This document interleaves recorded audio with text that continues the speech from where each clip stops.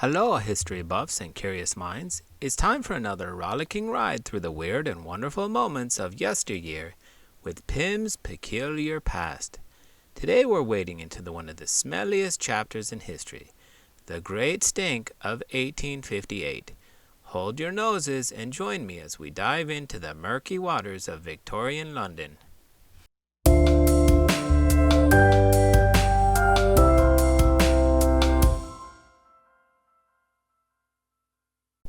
The smell of progress. Picture it, London in the mid-19th century. The Industrial Revolution was in full swing, and the city was bustling with innovation and growth. Unfortunately, it was also bursting at the seams with something far less pleasant, human waste. With a population explosion and no proper sewage system, the River Thames had become a giant open sewer. And let me tell you, it was not a pleasant sight or smell. The heat is on. The summer of 1858 was particularly hot, and as the temperature rose, so did the stench. The river's filth was baking in the sun, creating a miasma that engulfed the city. People gagged, horses fainted, and politicians had to soak their curtains in chloride of lime to mask the odor. It was the olfactory equivalent of a horror movie. Parliament in peril.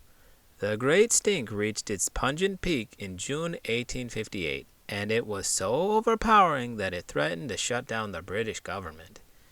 Members of Parliament were suffering in the riverside chambers, desperately trying to conduct business while fighting the urge to vomit. Something had to be done, and fast. Enter the sanitary saviors.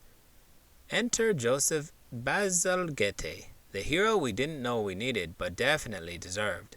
Bazalgette was a civil engineer with a vision and presumably a strong stomach. He proposed an ambitious plan to build a network of sewers that would divert waste away from the Thames and out to the sea. It was a massive undertaking, but the alternative, continued olfactory assault, was unthinkable. A stinky solution. With the stink reaching critical levels, Parliament quickly passed the necessary legislation, and Bazalgette got to work. He designed and constructed over 1,100 miles of underground brick sewers, which transported waste far from the city. The system was completed in 1875 and is still in use today. Talk about a lasting legacy. The sweet smell of success. Once the new sewer system was in place, the Great Stink became a thing of the past. The air cleared and the Thames began to recover, and Londoners could breathe easy once more. Bazalgette's work not only solved the immediate problem, but also paved the way for modern urban sanitation, improving public health and reducing the spread of disease like cholera. Lessons learned? The Great Stink of 1858 serves as a pungent reminder of the importance of proper sanitation and infrastructure. It's a story of how a city on the brink of collapse and nasal disaster turned things around with ingenuity and determination.